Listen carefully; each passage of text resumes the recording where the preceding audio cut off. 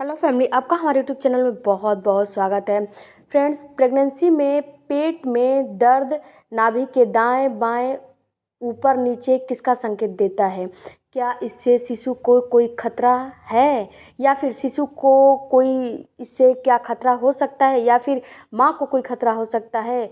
सारी बातें इस वीडियो में मैं आपको बताने वाली हूँ, तो वीडियो को शुरू से लेकर लास्ट तक ज़रूर देखिए। और वीडियो अच्छा लगे तो चैनल को ज़रूर सपोर्ट करिए, ज़रूर सब्सक्राइब कीजिए। फ्रेंड्स, होता क्या है कि प्रेगनेंसी में आपके अगर ये पेट में कड़कपन 9 मंथ में है, यानी कि पेट में आपका पेट जो कड़क आपका हो रहा है ये 9 मंथ में है, तो ये कभी कभी ये डिलीवरी का संकेत भी होता है, और कभी कभी ये आपको कुछ आपके गलतियों की वजह से हो सकता है। तो सबसे पहले जानते हैं कि आप कौन कौन सी गलतियाँ करती हैं। देखिए फ्रेंड्स, कुछ रीज़न होते हैं जो कि पेट में कड़कपन महसूस आपको होता है। सबसे पहला रीज़न ये होता है कि अगर कुछ डाइट ले रही हैं, डाइट में कुछ उल्टा सीधा खा लिया, यानी कि गैस बनाने वाला चीज़ खा लिया, बाहर के बहुत ज़्यादा तला भुना खा लिया, चिप्स कुरकुरे नमकीन वगैरह खा लिया, तो ये आपको पेट में कड़कपन होने की समस्या हो सकती है। दूसरा रीज़न है कि अगर आप एक ही पोजीशन में ज़्यादा देर तक बैठती हैं या उठती हैं, यानी कि एक पोजीशन का मतलब कि एक पोजीशन में बैठी हैं तो उसको एक पोजीशन बोला जाता है। बैठी हैं तो कम से कम 3 से 4 घंटे बैठे ही अपना सारा काम कर रही हैं, इसमें भी आपको पेट में कड़कपन महसूस होने लगेगा। इसके अलावा अगर खड़ी हैं, कोई काम कर रही हैं, तो खड़े होकर 2-3 घंटे आप काम कर रही हैं बिना बीच में रेस्ट लिए, तो भी आपको समस्या हो सकती है। इसके अलावा फ्रेंड्स, अगर आपको प्रेगनेंसी में ज़्यादा गैस कॉन्स्टिपेशन की समस्या है, आपकी पोटी साफ़ नहीं होती है, आपको गैस बनते हैं काफ़ी ज़्यादा, तो भी आपको ये समस्या हो सकती है। इसके अलावा फ्रेंड्स देखिए, 9 मंथ क्या होता है। 9 मंथ में अगर आपको ऐसा महसूस हो रहा है, तो 9 मंथ होता क्या है कि 9 मंथ में जब आ जाते हो तो आपका शिशु हेड डाउन पोजीशन में आ जाता है। और जब शिशु हेड डाउन पोजीशन में आ जाता है तो उस समय होता क्या है कि आपके यूरिन ब्लेंडर पे दबाव पड़ने लगता है, जिससे कि महिलाओं को बार बार यूरिन की फ्रीक्वेंसी बढ़ जाती है। और महिलाएं क्या करती हैं कि बार बार यूरिन की फ्रीक्वेंसी बढ़ जाती है। 9 मंथ में तो हर 10 से 15 मिनट पे यूरिन की फ्रीक्वेंसी बढ़ जाती है, तो महिलाएं थोड़ी सी आलस में आ जाती हैं और अपने यूरिन को रोक के रख लेती हैं, जो कि बहुत ही ये नुकसान करता है। देखिए फ्रेंड्स, प्रेगनेंसी में ही क्यों, ऐसे भी अगर आप यूरिन, पोटी और गैस इन तीनों चीज़ों को पास नहीं करेंगी, रोक के रखेंगी, तो ये आपके लिए काफ़ी ख़तरनाक साबित होता है।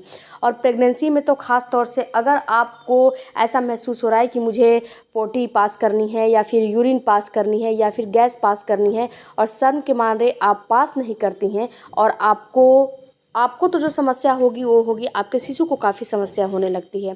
तो आपको क्या करना है कि अगर आपको कभी भी ऐसा महसूस हो कि मुझे यूरिन की फ्रीक्वेंसी लग रही है, तो आपको तुरंत जाके अपना यूरिन ब्लेंडर को जो है साफ़ कर लेना है, उसको रोक के नहीं रखना चाहिए। इससे होता क्या है, इससे पेट फूलने लगता है, इससे आपको गैस की समस्या होगी, इससे आपको पेट में कड़कपन की समस्या होगी, पेट के में दर्द की समस्या होने लगेगी, इससे आपके शिशु को भी समस्या होने लगती है। तो आपको यूरिन को नहीं रोक के रखना चाहिए। इसके अलावा फ्रेंड्स, कितनी महिलाएं क्या करती हैं कि अभी कुछ खाया और अपना रेस्ट करने लगती हैं, जबकि प्रेगनेंसी उनकी हेल्दी होती है, प्रेगनेंसी में कोई कॉम्प्लिकेशन नहीं होता है, फिर भी खाने के बाद तुरंत लेटना या फिर दिन भर आराम करते रहना, उनका ये हैबिट हो जाता है कि अरे मैं तो प्रेग्नेंट हूँ, मैं तो कोई काम धाम नहीं करूँगी, मुझे दिन भर लेटना चाहिए। अरे यार, प्रेग्नेंट हो, कोई बीमार नहीं हो। प्रेगनेंसी एक ऐसी चीज़ होती है जिसको कि इंजॉय करके 9 मंथ काटा जाता है, बीमारी में नहीं काटा जाता है। तो आपको क्या करना है, आपकी जब प्रेगनेंसी हेल्दी है, डॉक्टर ने हर चीज़ ओके कर दिया है कि आपको कोई कॉम्प्लिकेशन नहीं है, तो आपको खाने के बाद सुबह शाम देखिए, शाम में आपको कोई भी खाना खा रही हैं तो आपको वॉक ज़रूर करनी चाहिए, कम से कम 10 मिनट तो कर लीजिए। इसके अलावा अगर आप हेल्दी हैं, आपकी प्रेगनेंसी हेल्दी है, कोई दिक्कत नहीं है, तो आपको अपना रूटीन करना चाहिए। घर में जो भी काम काज है उसको करना चाहिए, वॉक करना चाहिए, एक्सरसाइज करना चाहिए। इससे आपको काफ़ी फ़ायदा होगा। इससे आपको पहला तो फ़ायदा आपके बॉडी को होगा कि आपकी प्रेगनेंसी नॉर्मल होगी। दूसरा, इसके अलावा आपकी बॉडी को फ़ायदा होगा कि जो आप सो के वेट गेन करेंगी वो आप वेट गेन नहीं कर पाएंगी, क्योंकि जो भी खा पी रही हैं वो पच जाता है आराम से और आपका वेट गेन नहीं होता है। तो आपको दिन भर सोए नहीं रहना है और अपना एक्टिविटी करते रहना है, घर के काम करते रहने हैं, एक्सरसाइज वगैरह करते रहने हैं, जिससे कि आपके पेल्विस एरिया की मसल्स भी लचीला होगा और शिशु भी समय से हेड डाउन पोजीशन में आएगा और नॉर्मल डिलीवरी आसानी से हो जाएगी। इसके अगर ये पेट में कड़कपन, मरोड़ आपको 9 मंथ है तो आपको ये जो 9 मंथ में आपको हो रहा है तो ये आपको लेबर पेन की ओर इशारा करता है। जब आपका 9 मंथ पूरा हो जाता है और जब आपका ड्यू डेट पास में आ जाता है तो कभी कभी पीरियड जैसे दर्द होने लगते हैं। इसके अलावा पेट में कड़कपन महसूस होने लगता है, पेट के निचले हिस्से में दर्द महसूस होने लगता है, आपको फॉल्स लेबर पेन आ सकते हैं।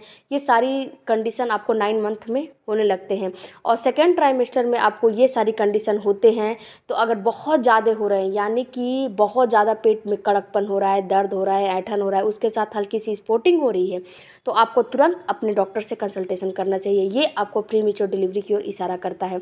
और 9 मंथ में पेट में कड़कपन, हल्की सी स्पॉटिंग हो रही है तो ये आपको लेबर पेन की ओर ले जाता है कि अब आपका शिशु का जन्म की तारीख आ गया है, अब आपको लेबर पेन कभी भी शुरू हो सकता है और अपने डॉक्टर से आपको संपर्क करना चाहिए ऐसे सिचुएशन में।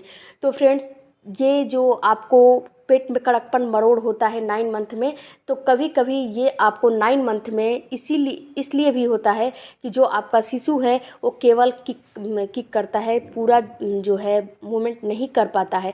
तो कभी कभी पेट में शिशु एक तरफ गोला सा बन जाता है मूवमेंट ना करने की वजह से, जिससे कि आपको पेट में कड़कपन महसूस होने लगता है। तो इस सिचुएशन में भी आपको डॉक्टर के पास संपर्क करना चाहिए, क्योंकि शिशु इस समय आपका मूवमेंट थोड़ा कम कर देता है। तो आपने शिशु के मूवमेंट पे आपको ख्याल करना है कि 1 घंटे में कम से कम 3 से 4 बार आपके शिशु की मूवमेंट आपको महसूस होनी चाहिए 9 मंथ में। इसके अलावा फ्रेंड्स, आपको जब ये 9 मंथ में पेट कड़क, मरोड़, ऐंठन महसूस होने लगता है तो ये आपको 24 से 48 घंटे या मान लें 1 या 2 दिन में डिलीवरी हो जानी चाहिए, क्योंकि ये आपको लेबर पेन की ओर इशारा करता है। बार बार आपको फॉल्स लेबर पेन आएगा, बार बार आपको फॉल्स लेबर पेन आएगा और आपको पेट में कड़कपन महसूस होगा।